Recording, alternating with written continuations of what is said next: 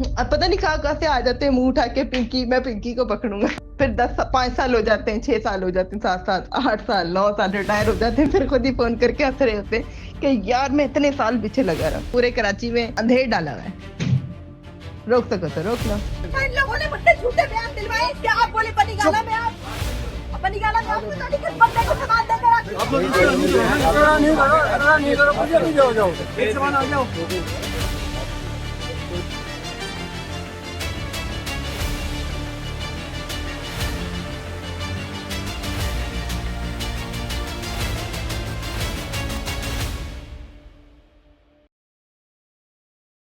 पाकिस्तान में अगर आप एक मल्टी सिटी कोकेन एम्पायर चलाते हैं जिसकी मंथली वैल्यू 20 मिलियन से ज़्यादा हो, तो भी कोर्ट में सनग्लासेस पहन के बहुत डैशिंग एंट्री हो सकती है। ये वीडियो 12 मई 2026 को सोशल मीडिया पर वायरल हुई और कुछ ही घंटों में पाकिस्तानी इंटरनेट ने अपना फैसला सुना दिया।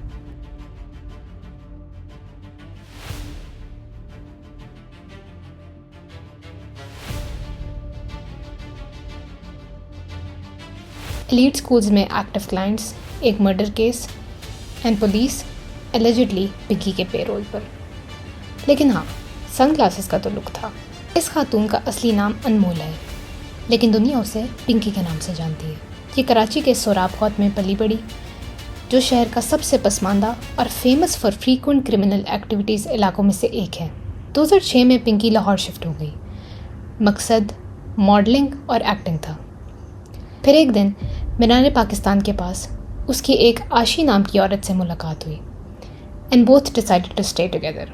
पिंकी की इंडस्ट्री में अपनी पहचान बनाने की कोशिश जारी रही और उन्हीं सर्कल्स में उसकी मुलाकात राना नासिर से हुई।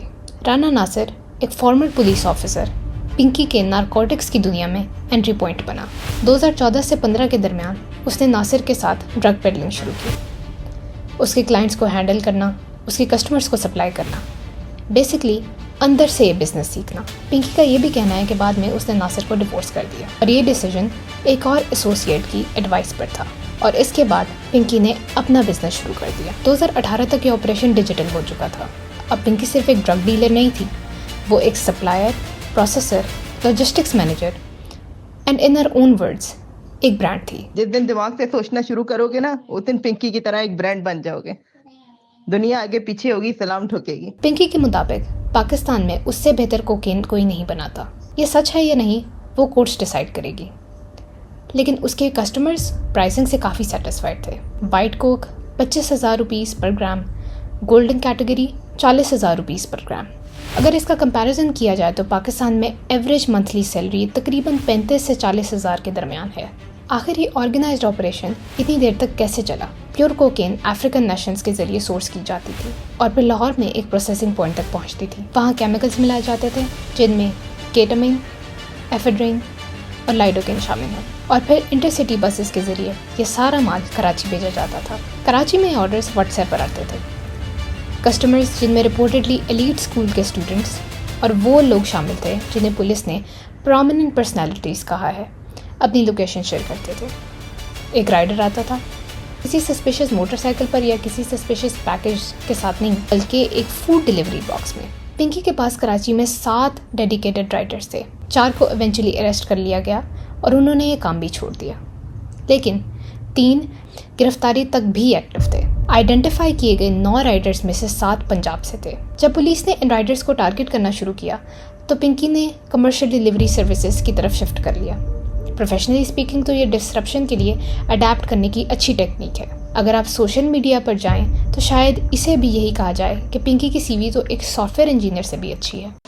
फ़ोन मिला, फ़ोन का हमने फॉरेंसिक कराया। 869 उसके टोटल कॉन्टेक्ट्स हैं। हम लोकेशन ले रहे हैं कि जो कहाँ पे उनकी लोकेशन है। 639 की हमें लोकेशन उसकी रिसीव हो गई है। अब इंटरेस्टिंगली उसमें से सिर्फ 132 जो हैं वो कराची के, अभी तक जो डेटा आया है उसमें से 132 कराची के हैं, बाकी कराची के नहीं हैं और 240 की लोकेशन हमें अभी उसकी मिलनी है। 200 जो हमें उनके कॉन्टेक्ट्स मिले उसमें से जो अभी तक हम आइडेंटिफाई कर सके हैं, तो तकरीबन 300 जो हैं वो लोग हैं कि जो इस ड्रग रिलेटेड एक्टिविटी के अंदर पूरी तरह इन्वॉल्व हैं। नेटवर्क से लिंक्ड 6 बैंक अकाउंट्स मिले जब पिंकी का ओरिजिनल CNIC ब्लॉक हुआ तो उसने दूसरों के नामों पर नए अकाउंट्स खोल लिए। आप ये सोच रहे होंगे कि ये मशीन इतनी स्मूथली कैसे चल रही थी। पिंकी कराची के अलग अलग पुलिस स्टेशन में हर महीने लाखों ब्राइब देती थी। उसने ये भी क्लेम किया कि ANF यानी एंटी नारकोटिक्स फोर्स ऑफिसर्स को मल्टीपल इंस्टेंसेस में 10.5 मिलियन की रिश्वत दी गई है ताकि रिलीजेस इंश्योर हो सकें, और उसके एक्स हस्बैंड के ANF में कनेक्शंस ने ये अरेंजमेंट स्मूथ करने में हेल्प की। ये नेटवर्क सिर्फ कराची तक महदूद नहीं था। इन्वेस्टिगेटर्स को लाहौर, इस्लामाबाद और दूसरे शहरों तक लिंक्स मिले। तकरीबन 20 लाहौर बेस्ड खवातीन इस ऑपरेशन के साथ जुड़ी हैं। 12 मई 2026 की रात कराची पुलिस ने गार्डन वेस्ट एरिया के एक फ्लैट पर ऑपरेशन किया और दरवाज़ा अनमोल ने खुद खोला। वहाँ से 1500 कुछ ग्राम कोकेन, 7000 ग्राम केमिकल रॉ मटेरियल्स, एक Austrian made 9mm Glock pistol, 2 magazines और 10 राउंड्स, कैश, मोबाइल फ़ोन्स और कीमती सामान बरामद हुआ। उनकी गिरफ्तारी के वक्त कम से कम 10 केसेस में वांटेड थी। कुछ रिपोर्ट्स ये नंबर और ज़्यादा बता रहे हैं। उसके फ़ोन पर इन्वेस्टिगेटर्स को एक प्री रिकॉर्डेड मैसेज मिला जो लगता है कि पिंकी ने सिर्फ इसी मोमेंट के लिए पहले से रिकॉर्ड किया हुआ था। Hi friends, I am Pinky. और अगर आप लोग अब मेरा ये मैसेज सुन रहे हो तो इसका मतलब ये है कि या तो मेरे साथ कोई प्रॉब्लम हो गया या फिर मैं इस दुनिया में नहीं हूँ। तो ये मैसेज मैंने सेंड इसलिए किया है कि अगर खुदा ना खास्ता मेरे साथ, ये मैसेज बनाने का मतलब ये है कि अगर खुदा ना खास्ता मेरे साथ कुछ हो जाता है तो, और ये मैसेज आप लोगों को मिलता है तो इसका मतलब ये होगा कि नेक्स्ट आगे से जो काम संभालेगा वो मेरे ही नंबर से, आपसे यही नंबर मेरा ही होगा और कोई जेंट्स होंगे, ठीक है। पिंकी ने अपनी खुद की गिरफ्तारी या मौत के लिए एक बैकअप प्लान भी बनाया हुआ था। प्रोफेशनली स्पीकिंग तो इसको सक्सेशन प्लानिंग भी कहते हैं। अगली सुबह पिंकी को जुडिशियल मजिस्ट्रेट के सामने पेश किया गया, बिना हैंडकफ्स के, सनग्लासेस में, और इन्वेस्टिगेटिंग ऑफिसर्स उसके पीछे चल रहे थे। एक इंक्वायरी टीम बनाई गई। पुलिस स्टेशन की CCTV फुटेज रिव्यू करने का ऑर्डर दिया गया। असल ट्विस्ट तो यहाँ आता है। पिंकी के अकॉर्डिंग उसे लाहौर से उठाया गया था, कराची में गिरफ्तार नहीं किया गया। उसका कहना है कि 20 दिन तक आंखों पर पट्टी बांधकर एक अनजान जगह पर रखा गया, फिर पुलिस के हवाले किया गया।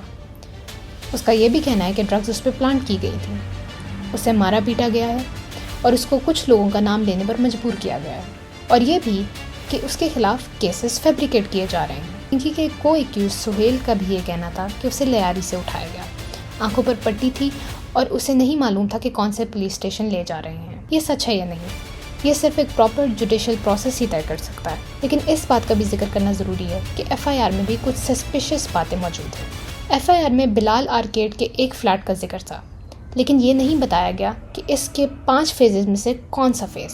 उस इमारत के रहने वालों ने कहा कि उन्होंने अनमोल को कभी देखा नहीं, और ये भी कि लैंडलॉर्ड ने मीडिया कवरेज के बाद उन्हें फ्लैट खाली करने को कह दिया। और फिर आती है लेटेस्ट बनी गाला वाली स्टोरी। इन लोगों ने मुझसे झूठे बयान दिलवाए। क्या आप बोले बनी गाला में आप आपको तो नहीं, किस बंदे को सामान देकर आती है। रिसेंट वीडियो में पिंकी ये कहती हुई नजर आती है कि बनी गाला से किसी शख्स का नाम लेने पर मजबूर किया जा रहा है। उसने किसी का नाम नहीं लिया, बस ये एक जुमला और पाकिस्तान मजीद डिवाइडेड। जो लोग नहीं जानते, Bani Gala is actually former prime minister and PTI founder Imran Khan का रेजिडेंशियल एरिया। सोशल मीडिया पे ये कहा जा रहा है कि ये गिरफ्तारी इमरान खान के खिलाफ एक नया केस बनाने के लिए इंजीनियर की गई है। ये आपको बताते चलें कि एक औरत जिस पर 15 क्रिमिनल केसेस, एक मर्डर एलिगेशन और 30 मिलियन रुपीस की ट्रेस ट्रांजैक्शंस हैं, उसने कोर्ट में एक स्पेसिफिक नेबरहुड का नाम लेकर प्रेशर का जिक्र किया। अभी तक बस इतना ही वेरीफाई हुआ है। No one from Banigala has been specifically mentioned as of now. किसी भी इन्वेस्टिगेटर ने किसी पॉलिटिकल फिगर का नाम नहीं लिया, किसी ऑफिशियल ने यह एलिगेशन कंफर्म नहीं किया और कोर्ट में कोई एविडेंस पेश नहीं किया गया। As the country falls deeper into political division, this could just be another tactic to gain public support by the accused Pinky. However, हम एविडेंस की बेस पे चलेंगे, ना कि assumptions. A girl boss, Pinky Escobar, a woman in a male dominated field. और ये सवाल कि इतना कॉन्फिडेंस आ कहाँ से रहा है? कराची के एलीट स्कूल्स और यूनिवर्सिटीज़ के स्टूडेंट्स को कोकेन सप्लाई करना। उसके एक्टिव क्लाइंट्स की लिस्ट जो गिरफ्तारी के वक्त उसके फ़ोन पे थी में 300 नाम थे। इन्वेस्टिगेटर्स का मानना है कि उनमें से कुछ टीनेजर्स भी हैं। पिंकी एक मर्डर केस में भी एक्यूज्ड है, जो मर्डर एक ड्रग एडिक्ट का हुआ है। उसने एलिजिडली मंथली अलग अलग पुलिस स्टेशंस को रिश्वत दी ताकि सप्लाई चेन चलती रहे। इसका मतलब ये है कि हर ओवरडोज, हर लत, हर destroyed home traces back to Pinky and her long network. अगर सोशल मीडिया का नैरेटिव यूज़ किया जाए तो उसके मुताबिक पिंकी एक ट्रैजिक फिगर है, उसको भी डेबंक किया जा सकता है, लेकिन गर्ल बॉस, सीरियसली? ये एक टर्म है जिसे इस सिचुएशन की डेप्थ को एनालाइज किए बगैर इस्तेमाल किया जा रहा है। ये कमेंट्स करने वाले लोग बुरे नहीं हैं, वो बस एक कहानी कंज्यूम कर रहे हैं, एक नैरेटिव कंज्यूम कर रहे हैं, बिना उसके कॉन्सिक्वेंसेस का बोझ उठाए। यही होता है जब एक कोर्ट अपीयरेंस वायरल होती है कॉन्टेक्स्ट से पहले। एज ऑफ टुडे 22 मई तक के लिए पिंकी स्पेशल इन्वेस्टिगेशन यूनिट की कस्टडी में है। कराची में पिंकी पे 15 क्रिमिनल केसेस रजिस्टर्ड हैं।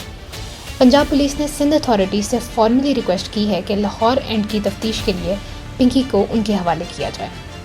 ANF, FIA, national cyber crime investigation agency और फाइनेंशियल इन्वेस्टिगेटर्स सब इस केस की इन्वेस्टिगेशन में इन्वॉल्व हैं। पिंकी का एक भाई कस्टडी में है, अकाउंटेंट कस्टडी में है और पुलिस अभी तक शौकत बख्श को और ट्राइडर्स को ढूंढ रही है। इन्वेस्टिगेशन अब एक लार्जर स्केल पे हो रही है, लेकिन एक बात कायम है, कराची में कहीं DHA में, क्लिफ्टन में, किसी स्कूल की कैंटीन में किसी बच्चे ने अगर व्हाट्सएप पर ऑर्डर प्लेस किया है और एक फूड डिलीवरी बॉक्स में ये काम हो रहा है, ये कोई गर्ल बॉस बिहेवियर नहीं है, ये असली कहानी है जिससे बहुत सी जानें गई हैं और बहुत से घर बर्बाद हुए हैं। अब आखिर में कोर्ट्स पुलिस का वर्जन सच मानेगी या पिंकी का, या समवेयर इन बिटवीन, वो देखना बाकी है। जिस दिन दिमाग से सोचना शुरू करोगे ना, उस दिन पिंकी की तरह एक ब्रांड बन जाओगे। दुनिया आगे पीछे होगी, सलाम ठोकेगी। अब पता नहीं कहाँ से आ जाते हैं मुंह उठा के, पिंकी, मैं पिंकी को पकड़ूंगा। फिर 5 साल हो जाते हैं, 6 साल हो जाते हैं, 7 साल, 8 साल, 9 साल रिटायर हो जाते हैं, फिर खुद ही फोन करके हंस रहे होते हैं